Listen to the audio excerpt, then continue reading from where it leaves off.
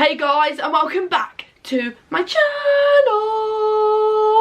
So for today's video, I'm going to speak to you guys about some of the ADHD traits nobody talks about, the ones that don't get mentioned in the ADHD kind of diagnosis criteria, the ones that nobody really understands. So I just want to quickly and briefly just chat about that and just help raise awareness of these kind of ADHD traits that nobody ever talks about. First, if you can remember to smash me a big thumbs up down below and subscribe to this YouTube channel, I will forever be grateful. But also, I do have an Instagram and a Twitter and a Facebook page. If you want to follow those, I do upload kind of daily, and there are some infographics. I talk about my kind of experiences with ADHD as a blog, as infographics, as slides. So it's super accessible for other people with ADHD and their parents, their loved ones. You know, I'm doing this to help just make everyone feel a lot more comfortable speaking about their ADHD, but also know they're not alone. So yeah, let's get on to the video.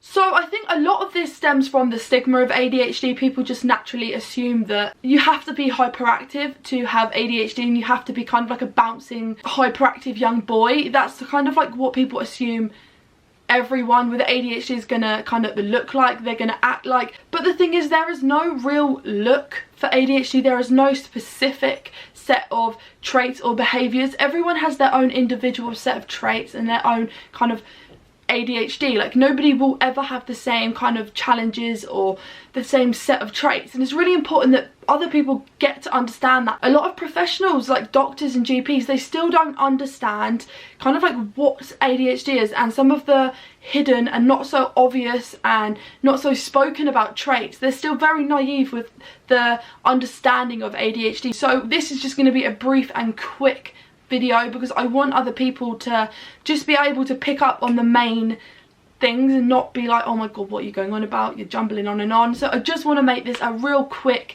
upbeat video, and I want you guys to tell me if I've left any out, if you think that there are any more that just aren't spoken about enough. Put them down in the comments and just let me know. So the first trait that I personally feel not enough people talk about and people don't know enough about is hypersensitivity. You don't have to be hyperactive. Hyperactivity can come in many different forms, and that again is something that loads of people just need to understand. Hyperactivity, hypersexuality, hyposexuality, hyperreactivity. There's so many different like versions of hyperactivity, and hypersensitivity is one that a lot of us ADHDers have to deal with on a day-to-day basis. So being hypersensitive can honestly change your mood drastically, like, and rapidly. Like it can honestly like instantly change your mood, your perspective on life in your future. It can really just dampen your emotions and your feelings. It can really make you feel worthless when you feel like you've been rejected or someone is going to be rejecting you.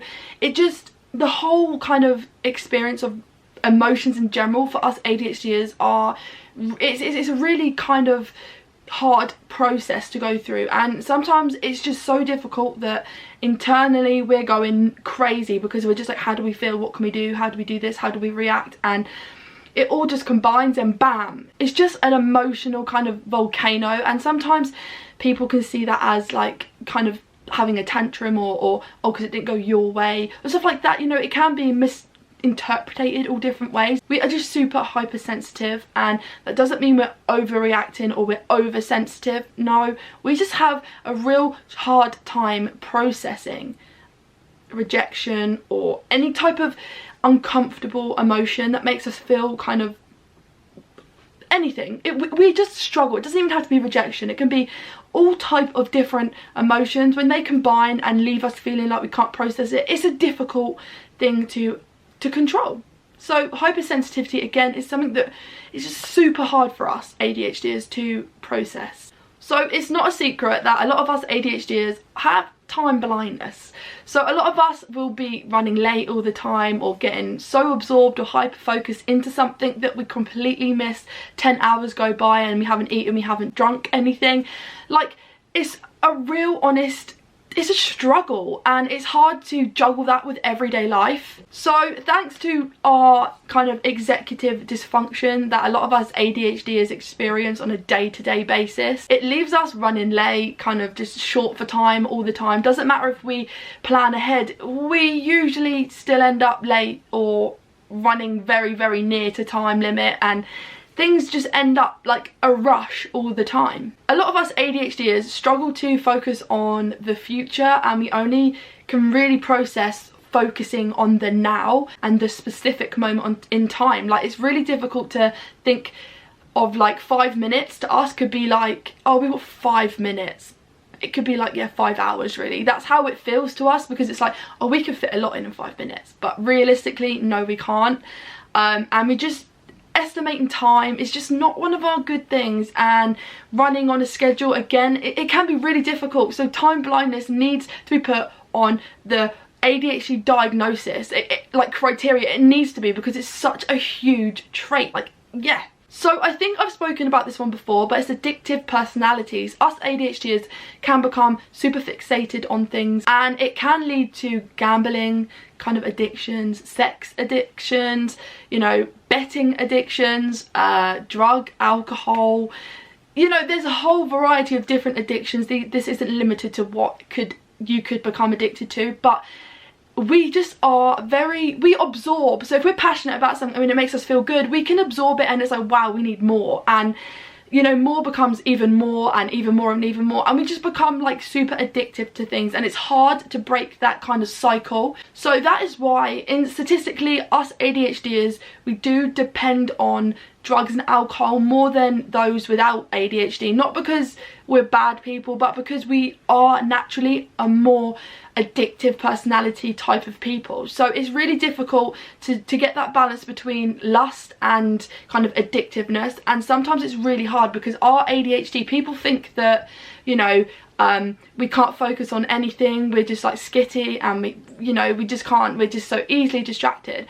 But if we're passionate and we, you know, something makes us feel good and we love it, and we're like, wow, this really makes me feel happy, we can get addicted to that feeling. And you know, and I know, when you drink alcohol or, you know, take drugs or gamble, or, you know, you do something that makes you feel good, over time that feeling gets a little bit more further down the line. So you have to do a little bit more and a little bit more to get that kind of satisfaction, and it can become super addicting to us ADHDers. So that's, again, something that needs to be put onto the, in my opinion, needs to be put onto the diagnostic criteria, because it's really hard to get other people to understand. But if you're not an ADHD, it's really difficult to explain how hyper-focused and like how hyper-fixated we can get on things. So another trait that just isn't spoken enough about is the issues ADHD causes with sleep. I struggle massively with sleep, and this could go vice versa. So let me just explain this. So a lot of people with ADHD can have trouble getting to sleep, having a restful night's sleep, not keep waking up and feeling like, oh, I've got to do this, I've got to do that, you know, and just basically having an all-round decent sleep is really, really impossible for some of us. But it can be a real challenge, and a lot of people will end up probably having to use like sleeping medicine and sleeping pills, because it's just, it becomes so exhausting when all day your mind's so active, blah blah blah blah blah, and at night it just doesn't shut up, it doesn't stop, it just carries on and on and on, and it's so difficult to mute those thoughts. And it's like, I just want to sleep, and it gets so exhausting that like it does have a massive effect on our daily kind of mental health and how, you know, productive we can be. And that can be an issue for all of us ADHDers. If we work, or if you have stuff you need to do, if you're not sleeping well, you're not going to be able to be like functioning at your very, very best. So sleep issues, again, I personally feel like needs to be spoken about so much more. And I think there is a few questions on the ADHD diagnosis kind of criteria that's like speaks about like sleep, but it's not enough. There needs to be so much more research into ADHD and sleep, because like restful legs, I don't know if anyone gets like Restless Leg Syndrome. I suffer massively with it. Like sometimes it just feels like I can't sit still, my legs just need to keep moving, and I need to keep moving, and my body just wants to relax, but there's so much more that my body wants to do that I can't do because I'm tired, and it's just like I can't get comfortable. My legs just want to keep moving. It's really difficult. But yeah, sleep problems. The ADHD can just cause so many sleep issues. So I definitely know I've done a video on this, but again, it's still something that needs to be spoken so much more about, and that's binge eating, or any eating disorder in general, but specifically this one, binge eating.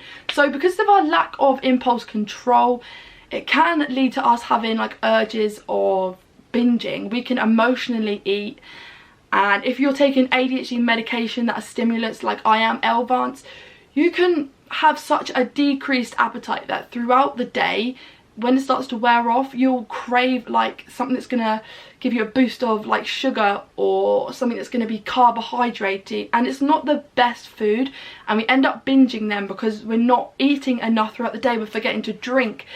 So yeah, binge eating again is something that really needs to have more research on in the ADHD kind of criteria. That just needs so much more research. You know, again, this isn't limited to eating disorders. There are so many more, but this one specifically, eating like binge eating, is the most common kind of one with ADHD, so that's why I chose to speak about this. But eating disorders in general are a huge kind of dual diagnosis with ADHD, so it just in general needs to be spoken about so much more. So one of my biggest YouTube videos on here that has got the most interactions, the most likes, the most views, is the one where I talk about sex and how ADHD can affect your sex life. So we've spoken about hypersexuality, hyposexuality, and how ADHD can affect your libido. We've spoken about that, and if you want to watch that video again, I'll link it just here so that you can just click on it and you can see. I'm so sorry if you can hear that drilling noise. We're having work done and I want to film a video, so it's the best I can do. I'm trying to get it out, but hey ho. Yeah, so hypersexuality is a low sex drive. Just watch the video because I explain it so much better in the video. Again, hypersexuality is a high sex drive, but also it's not just sex, it's affection. Basically, it's just a super high sex drive. That's okay, there's nothing wrong with that, nor is there anything wrong with being hyposexual, which is having a low sex drive. But I have a video on this already and I'll link it up here so you guys can click on that and watch it, and you guys will have a better understanding, because I'm trying to be real quick with this video. But this needs again to be spoken about way more on the ADHD diagnosis for adults. It just needs way more explaining and research. So yeah. So again, I've spoken about this one too, is the communication struggles ADHD kind of causes. The challenges ADHD gives us in our communication. So again, there is a video I've spoken about very recently about the communication struggles us ADHDers have, and I think again it just needs a lot more explanation and a lot more research, and it needs to be put into the ADHD diagnosis criteria, as do all of these, as do a lot of other things. And there is going to be a part 2 to this video, because this one is not the end of it. There are so many more traits that just don't have enough explanation and research and enough kind of involvement in the diagnosis of ADHD, because not everyone are going to have the, you know, the stereotyped ADHD traits, and some of them will go misdiagnosed, completely missed, because they're not the clinical or the, you know, the very well-known traits. But these are all traits of ADHD, so I want you guys to do your research, comment down below and let me know if there are any more traits that you want me to mention on the part 2. So thank you so much for watching, and I really appreciate it. Remember to like and subscribe down below, and you know, go follow all my other social medias. I do regular lives on Instagram, I chat a lot on my Facebook blog, so just come ahead, come join us all. There is such an amazing community I've built and I want you guys to be a part of it. So come over and come say hi, let me know you've come from YouTube, and yeah, thank you so much. I'll see you next time. Bye.